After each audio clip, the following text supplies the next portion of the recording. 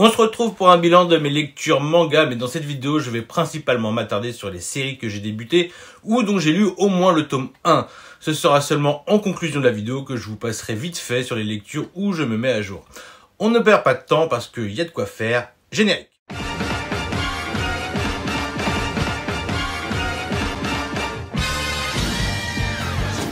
Rakugo à la vie à la mort de Haruko Kumota. Et donc j'ai lu le tome 1, 2 et 3, édité par le Lézard Noir. Je me demandais bien pourquoi les avis que j'entendais dessus étaient dithyrambiques alors que je ne connaissais pas du tout cette licence. Je me suis d'abord dit que c'était certainement parce que la plupart avaient déjà dû lire cette œuvre en scan, mais je me suis finalement rendu compte que le manga avait été adapté en animé et qu'il est d'ailleurs toujours disponible sur Amazon Prime et ADN. Une adaptation que j'ai trouvée très intéressante d'ailleurs, car elle proposait une nouvelle expérience de traduction et elle apportait également de la phonétique à l'œuvre. Je vous fais d'abord un petit topo sur ce qu'est le rakugo. C'est un art théâtral japonais où un narrateur conte une histoire en interprétant plusieurs personnages. Et c'est ainsi que le récit nous invite à suivre plusieurs personnages qui ont fait du rakugo une quête où l'on obtient des titres, comme on en obtient pour le sumo ou pour le jeu de Go, et c'est une quête à la vie, à la mort, comme le suggère très bien le sous-titre dans sa traduction manga. En vrai, je ne vais pas rentrer dans les détails de l'histoire, mais elle commence avec un jeune homme qui sort de prison et dont la détermination est de devenir le disciple d'un grand maître du rakugo. On aura aussi l'occasion de découvrir la vie de ce maître lors d'un long flashback, mais là, je ne peux vraiment pas vous en dire plus, hormis que je vous invite à lire les mangas ou visionner l'animé, c'est fabuleux. Pour ma part, j'attends impatiemment le tome 4, j'avais commencé à me spoil en regardant la saison 2 de l'animé, puis j'ai préféré arrêter pour garder le plaisir de la découverte. J'ai également lu le one-shot Jintaro, le cahier de Shinjuku de George Akiyama. Alors cette lecture m'a été inspirée par la découverte du titre Le Vagabond de Tokyo, tous deux également édités par le Lézard Noir. Cette maison d'édition nous propose de sacrées pépites, il faut le reconnaître. J'avais envie de me replonger dans cet univers tokyoïde des années 70 et la proposition de Jintaro, même si elle a été faite en 2009, se situerait plus dans les années 80. Mais en vrai, je ne suis sûr de rien.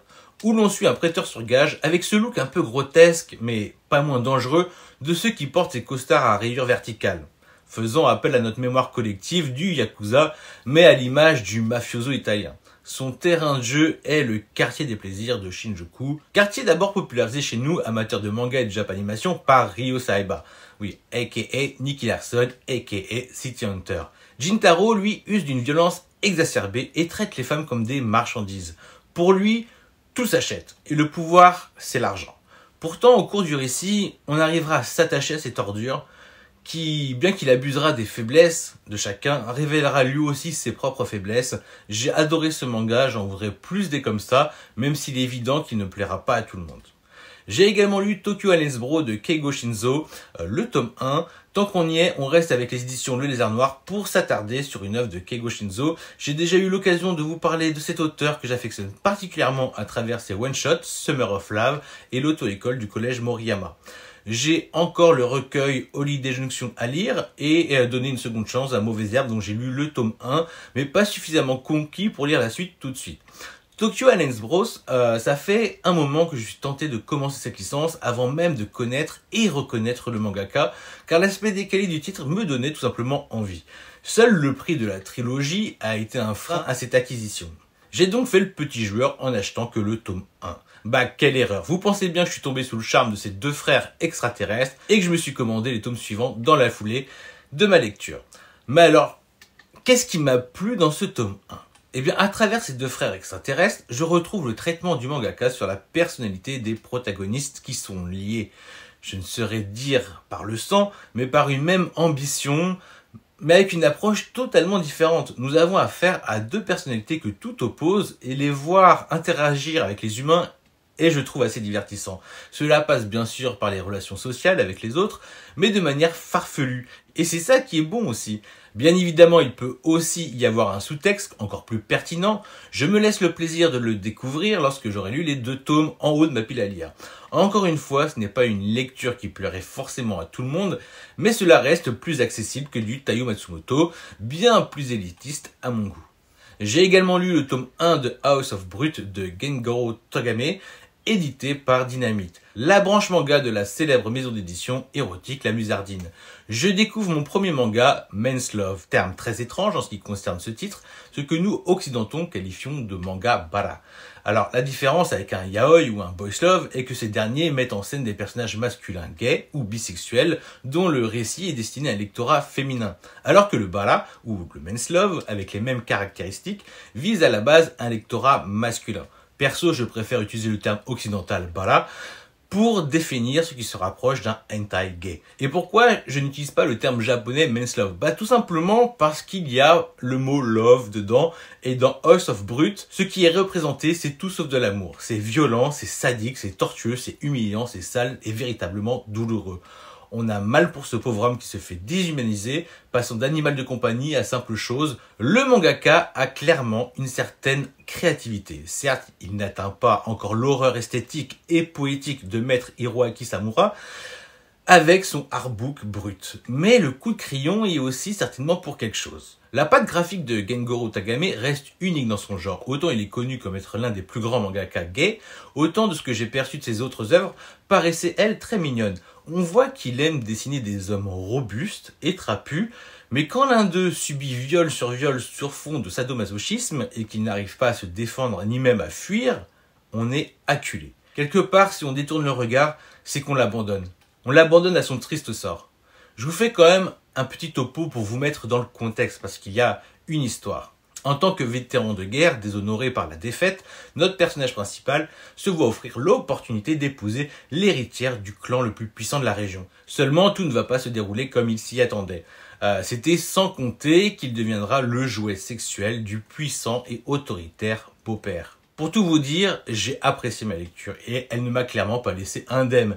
Et le tome 2 est tout en haut sur ma pile à lire car je veux savoir. Je sais que c'est horrible, mais je veux savoir comment ce pauvre homme va s'en sortir si seulement il avait ne serait-ce qu'une petite chance de survie à tout ça. Et est-ce que je vous recommande cette lecture? C'est à vos risques et périls. Perso, je lui fais une place dans ma mangathèque. Jusqu'à nouvel ordre. J'ai également lu À tire d'aile de Ikuko Hatoyama au dessin et de Tatsuo Ori au scénario, sachant que ce titre est adapté d'une nouvelle de Tatsuo Ori. Édité par Noévé Graphics, j'ai tout de suite été intrigué et charmé par l'illustration de ce manga qui m'a fait penser à première vue à du Suihiro Maro. Alors je vous rassure, on n'est pas dans de l'Eroguro et finalement on est assez loin du style de l'auteur. Par contre, ce que je peux vous dire, c'est que je suis sorti de cette lecture un peu stone. Car il y a une certaine cruauté dans ce récit que je trouve assez borderline. Pour tout vous dire, à la fin de la lecture, j'étais entre deux eaux, assez troublé. Je savais que j'avais aimé ma lecture, mais j'essayais de comprendre pourquoi, étant peiné par cette sensation d'être emprisonné par la fatalité. Celle qui me renvoie à ces personnes avec des problèmes psychiatriques et auxquels nous pouvons assister qu'avec impuissance à leur destinée. Si je devais vous faire un petit topo sur le manga, je vous dirais que fiction et réalité se rejoignent alors que des enfants jouent à Zigomar, qui est un criminel mis en scène au cinéma, un peu à l'instar d'un Fantomas. Influencés par ce dernier, les enfants jouent grosso modo à un jeu auquel on a tous joué à la cour de récré, aux gendarmes et aux voleurs. C'était sans compter sur la tour U, un lieu hanté où l'un des enfants trouvera refuge alors que personne n'ose s'y approcher. Je fais exprès de pas trop vous en dire, de rester flou sur les événements, car c'est vraiment une lecture qu'il faut découvrir à travers sa mise en scène et la qualité des dessins qui se veulent rétro. Une lecture comme je les aime, qui m'interroge sur ce que j'ai lu et qui me fascine par son ambiance. J'ai également lu les 3 tomes de Lidl au clair de lune de Yoshimi Uchida. Dans le genre récit poétique et étrange d'un autre temps, je suis obligé d'enchaîner avec cette licence qui est également un cas particulier. Édité chez Black Box, c'est le premier achat que je fais sur leur site, car j'avais lu 2 avis plus que positifs venant de personnes que je trouve assez influentes dans leur domaine et qui m'ont donné clairement envie de découvrir ce titre. Je vous fais direct le petit topo. C'est le récit d'un homme qui rêve d'une maison en particulier, et c'est un rêve qui revient régulièrement. Il a l'impression qu'elle lui parle. Ce rêve l'envoûte et il en vient à en parler à ses proches. Nous suivons plus particulièrement son ami russe, qui revient d'un long séjour et qui retrouve ses amis dans un bar. Dans ce trio, il y a une fille, et on sent que tous deux aiment cet ami qui fait des rêves étranges, ce japonais aux yeux bleus, si beau et si charismatique. Il faut que je vous contextualise les événements qui se déroulent dans un New York fantasmé, bien qu'il a existé. Un New York huppé où les relations étudiantes sont internationalisées. On sent les personnages au carrefour de leur vie, devant de multiples choix qui s'offrent à eux pour leur avenir. Mais les choix peuvent être douloureux car il faut parfois renoncer à ce que l'on aime. Je ne sais pas comment vous le dire, il a ce parfum de vieux film à l'image de Love Story et de tous les possibles avec 2 garçons, une fille et 3 possibilités. Mais je vous arrête, le récit n'a rien à voir avec les 2 films que je vous ai cités. On est plus dans une enquête de notre ami russe, à la beauté glaciale et au regard qui vous traverse lorsqu'il se pose sur vous, et son enquête à lui sera de savoir si les rêves de son ami japonais s'imbriquent dans le réel et qu'ils ne deviennent pas néfastes sur le long terme au niveau de sa santé mentale, voire physiologique.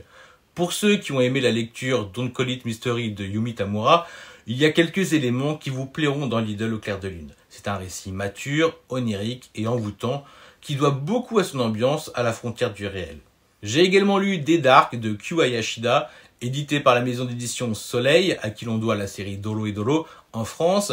Nous avions de quoi être déçus par le format poche de Des Dark, alors que Dolo et Dolo nous était proposé dans un grand format à l'instar de la version japonaise. La question que je me pose, c'est dans quel format Des Dark a été édité au Japon, parce que ça fait vraiment bizarre la première minute en main. Et c'est d'autant plus exaspérant à côté des Dolo et Dolo, une fois dans la mangatech. Puis il y a cette histoire de prix justifiée par les coûts de fabrication, notamment à cause de la surjaquette en plastique qui donne un effet à la cover avec une illustration qui en superpose une autre. Bon, j'avoue qu'il serait difficile de s'en passer en vrai, et ça a son petit effet. Mais à partir de là, je regrette d'autant plus que la dernière réimpression de Dolo et Dolo ne nous a pas proposé les jaquettes en peau de caïman. Alors je sais que déjà beaucoup se plaignaient du prix déjà élevé de Dolo et Dolo, mais de mon côté, que ce soit par la qualité de ma lecture ou même de sa durée, cela ne m'a pas choqué. Pire, aujourd'hui je serais prêt à payer plus cher pour ce glow-up. Mais revenons à Des Dark, série très attendue pour ma part, mais vous l'aurez compris, et pour y aller franco, je n'ai pas été déçu. J'y ai retrouvé la touche de la mangaka, et il a été facile pour elle de me traîner loin dans l'espace avec les personnalités qui peuplent ses œuvres. Donc c'est un grand oui, même si je préfère nettement le tome 1 de Dolo et Dolo. En vrai, j'ai eu l'impression de lire une œuvre inspirée des Gardiens de la Galaxie, mais à la sauce Kyu Hayashida. Bon, je vous fais le petit topo du tome 1. On raconte que les os du jeune homme en duo avec un autre personnage plein de surprises auraient les caractéristiques de pouvoir exaucer n'importe quel vœu. Il en faut pas plus pour que la plupart des rencontres qu'ils feront se termineront en véritable carnage, désossage sur désossage. Mais notre duo déjà fort sympathique ne sera pas les seuls protagonistes à posséder des pouvoirs qu'on pourrait qualifier de divins dans cet univers intersidéral. J'en ai l'eau à la bouche, j'ai hâte de voir comment le récit va évoluer et surtout jusqu'où notre mangaka va nous embarquer. J'ai également lu le tome 1 de Genesis de Kojimori, édité par Vega Dupuis. Alors pour être franc avec vous, ce n'est pas du tout le titre que j'attendais du mangaka. Surtout que le côté survie du titre se rapproche pas mal de Suicide Island qui avait été édité par Kazé avant que sa commercialisation fût stoppée. Pour ma part, ce n'est pas un gros problème puisque la série est toujours dispo en numérique. Par contre, il serait peut-être temps que je la finisse à l'occasion car j'ai dû lire que les 6 premiers tomes alors que le récit me plaît beaucoup.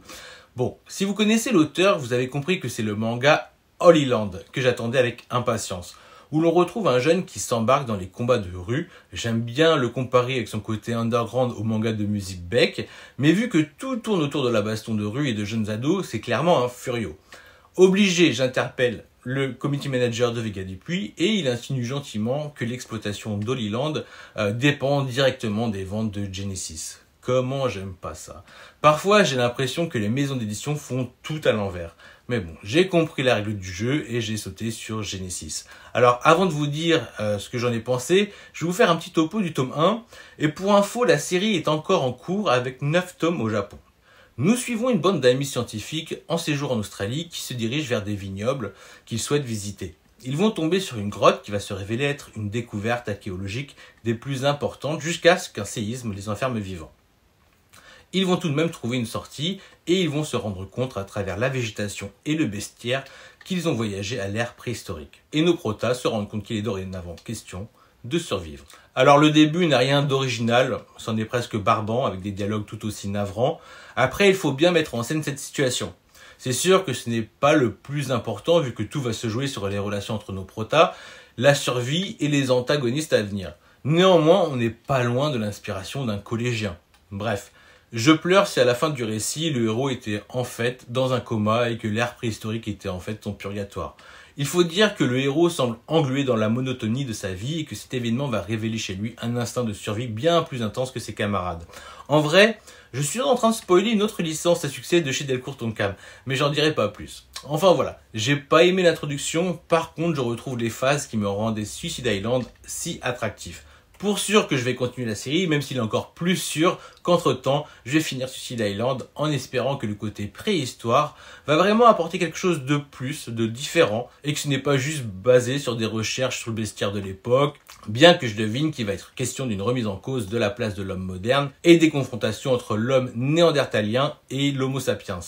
Les prochains tomes seront très importants car il faut le reconnaître, le point fort de ce mangaka, ce n'est pas le visage de ses personnages. En vrai, il y a un truc.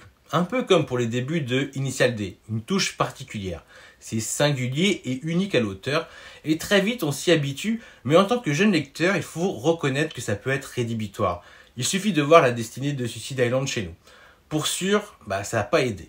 Alors je croise les doigts pour que le tome 2 me donne terriblement envie de lire le tome 3, sinon je me contenterai de relire Leland en scan. Voilà. J'ai également lu Boys of the Dead de Doji Tomita, alors c'est un one-shot édité chez Akata. Pour ceux qui suivent les vidéos de Ed le Fou, il m'est arrivé à peu de choses près la même chose qu'à lui lorsque j'ai découvert durant ma lecture que j'étais en train de lire un Boys Love. Le truc c'est que je me suis procuré ce titre dans sa version numérique. Donc le petit logo en haut à droite où c'est écrit Zombie BL, je suis complètement passé à côté et comme je vous l'ai déjà dit, je ne suis pas du genre à lire le synopsis. J'aime la surprise et on peut dire que j'étais comblé pour le coup. Oui, la phrase est un peu tournée chelou, mais on va dire que c'est fait exprès. Et une fois le choc passé, j'ai passé un beau moment de lecture. Je vous fais le petit topo, on suit les mésaventures de différents personnages à travers ce qui ressemble à des histoires courtes, qui se déroulent dans le même univers et qui survivent dans un monde envahi par les zombies. Bien sûr, l'apocalypse des zombies a changé les relations entre les survivants, et c'est ça qui est intéressant dans le récit. Grosso modo, cela vaut-il le coup d'aimer lorsque votre vie est comptée? Exprime-t-on son amour de la même manière selon les événements? Je vous préviens, c'est violent, en tout point, que ce soit dans les relations humaines ou zombies. Et si un autre manga de l'autrice est dispo chez nous, il y a de fortes chances que je teste le titre. Et après une petite recherche, il y a bien Tuer la bête et Dans l'ombre de ton regard, également édité chez Akata, et ce sont des histoires courtes en exclus numériques. Et ça, j'adore quand c'est des exclus numériques. J'ai également lu le tome 1, Les affamés de Kunitaro Tomoyasu. Alors, toujours édité chez Akata, on va rester dans le délire mort-vivant avec cette licence qui sort un peu des sentiers battus avec un protagoniste principal qui est un zombie. Un zombie un peu particulier car il a repris conscience. Donc en fait, il a tout d'un humain avec ses souvenirs et tout, mais avec un corps de Maccabée et une dentition de rêve. Alors je vous fais le topo vite fait. Notre cadavre ambulant s'est donné comme mission de faire un élevage d'humains. Car dans son monde, la chair fraîche commence à se raréfier à force de boulouter les êtres humains. Les zombies peinent à se rassasier et notre ami a dans l'idée de trouver une femelle pour la faire copuler avec un mâle dont il prend soin jusqu'à présent. Le petit hic de son plan, c'est que lorsqu'il va enfin trouver cette femelle qui lui permettrait de faire une pouponnière, ce sera son ex-petite amie. Vous comprenez que le récit n'est pas dépourvu d'humour, mais il sait aussi se montrer assez cruel, et comme souvent, les relations sociales entre les personnages ont une place importante dans l'histoire. Très bonne surprise pour ma part. Si je devais comparer ce manga à 100 Bucket List of the Dead, ou tout juste en choisir un, je pencherais pour Les affamés. Le truc, c'est que je ne sais pas combien de tomes est prévu la série. Il y en a 3 en cours au Japon. Faut voir dans la durée, ça me ferait chier que ça finisse en 4 tomes, comme ça peut être juste ce qu'il faut. Alors que Bucket List of the Dead est à 10 tomes en cours au Japon, je crois. J'ai également lu les 2 tomes de Free Ren de Tsukasa Abe au dessin et de Kanehito Yamada au scénario. Édité chez Kiun, ce manga, c'est d'abord de la fantasy contemplatif, et ce n'est pas ce qui me vend du rêve au premier abord. Mais la licence a une certaine réputation, alors j'ai pris les 2 tomes qui sont sortis en même temps. Et j'ai bien aimé. C'est à l'image d'un Spy Family, très léché graphiquement, Il n'y a rien d'hasardeux dans le trait, la narration est très chill, trop diront certains, mais je ne trouve pas, grâce aux petits effets mélancoliques du manga. Pardonnez-moi encore la comparaison avec Spy Family, mais l'un et l'autre savent très bien tirer les bonnes ficelles. Lorsque l'un use des ressorts humoristiques, l'autre arrive à t'émouvoir en s'attardant sur le temps qui passe et l'empreinte laissée par un humain dont la vie se consume bien plus vite que celle d'une elfe. Car si je devais vous faire un petit topo, nous suivons une elfe qui, après avoir réussi à battre le roi des démons avec ses compagnons d'armes, s'en va à ses autres occupations, alors que ses camarades, avec qui elle a passé 10 ans pour amener la paix dans le royaume, reprennent une vie normale. Lorsqu'elle les retrouvera X années plus tard, 30, je sais plus, ils auront tous vieilli et l'un d'eux mourra peu de temps après, non sans avoir laissé une trace de son passage sur Terre. Elle prendra conscience qu'elle n'avait pas pris le temps de mieux connaître ses compagnons, qu'elle a négligé ce qui se rapproche le plus à des amis et la place qu'ils prenaient dans son cœur. Ça peut paraître gnangnan, mais c'est très bien narré et l'avantage d'acquérir le tome 2 avec le tome 1, c'est de constater qu'on a aussi le droit à de belles scènes d'action. Je lirai la suite volontiers à voir comment ça évolue, sachant qu'ils sont déjà au tome 7 et que c'est toujours en cours au Japon. J'ai également lu le tome 1 de Ranking of Kings de Sasuke Toka. Alors pour ceux qui n'ont pas encore vu l'anime, je ne sais pas ce que vous attendez. Dans le meilleur des cas, vous avez le manga dont est adapté l'anime. Et je vous dis tout de suite, les éléments du succès de l'anime sont bien présents dans le manga si on omet l'animation et les sons. Oui, les dessins ne vendent pas du rêve, mais pour tout dire, le charme est là et il opère. Tous les ingrédients sont là dans la mise en scène. D'ailleurs, je trouve cela super intéressant et c'était un peu l'idée première de ma lecture de voir comment a été adapté ce manga dans sa narration. D'autre part, je regrette presque d'avoir vu l'anime avant car cela gâche un peu le plaisir de la découverte. Heureusement, le récit est toujours aussi efficace et c'est ça le plus intéressant. J'ai hâte de lire la suite, peut-être que cette histoire de rang des rois sera plus mise en avant, mais oublions pas de vous faire un petit topo. Bojji est le successeur d'un géant qui se meurt, le roi Bosse. Alors seulement le petit prince est tout petit, il est sourd, il est muet, et il est doté de si peu de force qu'il ne peut pas tenir une épée en main. Il sera la risée de son peuple qui verront chez Daida son frère, le prince cadet, un successeur plus convaincant que son aîné. Mais le prince Bojji semble avoir plus d'une corde à son arc, d'autant plus qu'il ne sera pas seul face à l'adversité. Oui, il y a du Game of Thrones avec quelques pincées de fantaisie dans ce monde médiéval, le récit a un côté tout public bien qu'il a sa part sombre. Mais on a surtout un héros hors du commun qui est difficile de ne pas apprécier malgré ses handicaps, je dirais même qu'il est très attachant.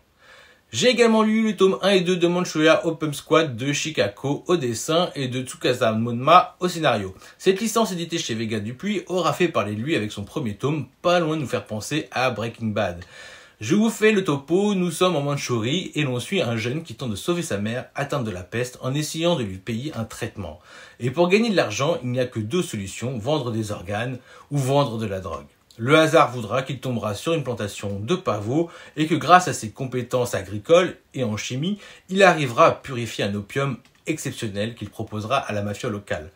Je vous laisse découvrir le sombre destin qui va envelopper notre jeune ami et dans ce tome 2, lui et son associé seront à la recherche de collaborateurs afin de créer son organisation.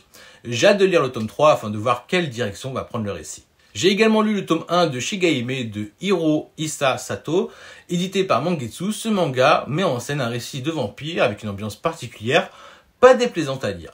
On retrouve un jeune homme qui, malgré lui, va devenir le familier d'une puissante vampire et qui va devoir lui apporter de quoi se sustenter. Et alors qu'il croyait retrouver une vie normale malgré les événements, il va vite comprendre que de nouveaux dangers se profilent dans la nuit. Je ne sais pas quel argument vous donner car graphiquement c'est bon, l'ambiance est là, mais lire la suite est loin d'être une de mes priorités. Et si un jour je souhaite lire un truc du genre, je pense plutôt me diriger sur Tokyo Ghoul. Donc j'ai dû lire que 2-3 tomes pour l'instant. Et j'ai pas besoin de vous dire que Shigahime c'est violent, c'est gore et c'est pas pour les enfants. J'ai également lu les tomes 1 et 2 de Sakamoto Days de Yuto Suzuki. Alors, je ne sais pas, mais depuis One Punch Man, j'ai l'impression de lire tout le temps la même chose dans le Shonen Jump. Matchel, Sakamoto Days, même combat, même ADN, c'est bien, c'est divertissant, mais à tous les niveaux, en tout cas à mon goût. Alors, ça ne vaut pas des séries plus travaillées comme Keijo Ichigo, Spy Family et Dan Da Dan. Mais pour revenir à Sakamoto Days, c'est un peu la voix du fablier fantasmé. Et puis, il y a plein de bons éléments. J'aime que le héros soit le sosie du coach Inside dans Slam Dunk. J'aime un peu moins qu'il perde son poids lorsqu'il brûle trop de calories, qu'il dévie des balles avec ses lunettes et tout, mais bon, c'est un parti pris à la frontière du gag et du badass. Je ne suis pas non plus fan de certains personnages secondaires, je trouve que leur caractère design fait très amateur, un peu ce que je reproche aussi à Mashle en fait. Après, c'est comme tout, faut voir, ça va peut-être bien évoluer. Mais pour l'instant, ça reste pour moi un petit shonen divertissant, mais rien de plus. Hormis que c'est toujours mieux que ce que j'ai lu du tome 1 de Undead Unluck. Voilà pour ce qui est des tomes 1, des découvertes et tout ça. Et en conclusion, j'ai adoré chacune de mes lectures en cours. Mais je vais vous en parler très brièvement, car bien avancé dans les récits, ça ne sert pas à grand chose que je vous en parle plus, si ce n'est vous spoiler. J'ai donc lu le tome 2, Le Vagabond de Tokyo. Alors même si je l'ai trouvé un chouïa en dessous du tome 1, qui introduisait cette anthologie avec brio. D'ailleurs, les réimps du premier tome ont été annoncés, il est fort probable qu'ils soient de nouveau dispo. J'ai également lu les tomes 13-14 de Jujutsu Kaisen. Voilà, je l'aime bien cet arc de Shibuya, même si ça va dans tous les sens et que parfois j'ai l'impression de lire du Hunter x Hunter. J'ai également lu les tomes 11, 12, 13 de Sido de Tsutomu Takahashi. Égal à lui-même, il nous offre un excellent manga de samouraï. Je regrette juste qu'on n'ait pas eu le droit à un format double à l'image d'un Eden ou d'un Banana Fish. J'ai également lu le tome 44 de Eikyu. Alors j'aime beaucoup comment cette série traite sa fin. Ce n'est pas bâclé une seule seconde. Il y a eu l'annonce d'un chapitre spécial entre temps, mais j'attends la fin de la série avant de pouvoir le lire. J'ai également lu le tome 7 et 8 de Awashi. Alors cette série sur le foot est un délice qui se lit beaucoup trop vite et qui n'avance pas assez vite. Et la cover du tome 9 promet de belles choses. Entre temps, beaucoup ont découvert l'adaptation animée que je trouve de très bonne facture. J'ai hâte de voir les réactions lorsqu'ils seront au niveau du tome 3 et je ne vous parle pas du final au tome 6. J'ai également lu le tome 24 de One Punch Man, ma relecture préférée avec Hajime no Ippo. Je dois être le seul à pas trouver l'arc trop long et pourtant il est long. Mais en fait je ne me lasse pas, en fait j'aime trop cette série et j'aime être à jour avec cette licence. J'ai également lu le tome 4 de Quand sonne la tempête. Alors j'attends le final de ce thriller avec impatience, mais c'est le genre de série où il faut sortir direct le coffret en intégrale. Alors que c'est une série courte, ça gâche le plaisir, cette attente entre les tomes. Alors j'ai également lu en VO, donc j'ai regardé les images, les tomes 4 à 19 de Tough Gaiden. Alors je ne m'attendais pas que cette suite de Free Fight soit aussi gore et toujours plus violente. Alors pour les plus curieux, vous pouvez trouver dorénavant des scantrad de cette série, ce qui n'était pas encore le cas il y a peu. J'ai également lu le tome 4 de Ban le Bouzeux. J'entends trop peu de monde présenter ce manga que je trouve excellent dans son genre, mais trop deg que le tome 5 soit le dernier. J'ai également lu le tome 4 de Insomniac, alors je me régale. Une rom-com comme je les aime. Pareil pour La fille de Temple au chat, j'ai lu les 6, 7, 8. Cette autrice utilise toujours les mêmes artifices pour rendre ses persos principaux trop attachants. Et j'ai pas envie de lire le dernier tome pour que ça dure toujours. J'ai également lu le tome 100 de One Piece. Alors je le lis en mettant free spoil Joy Boy, mais en vrai, j'en ai rien à carrer. J'ai passé un très bon moment de lecture sur tablette bien sûr. Je ne pourrai jamais plus lire One Piece en format poche. J'ai également lu le tome 4 de Keiju Ichigo. Ça envoie du pâté, c'est propre, ça perd pas de temps avec un humour redondant. Ce manga est juste trop efficace. J'ai également lu le tome 32 de My Hero Academia. J'aime beaucoup la direction que prend ce dernier arc. C'est une nouvelle ère, on est presque dans du post-apo et c'est sacrément efficace. Voilà, ce sera tout pour moi. J'espère que vous avez apprécié regarder la vidéo. Je vous dis à bientôt, prenez soin de vous, faites-vous plaisir. Ciao!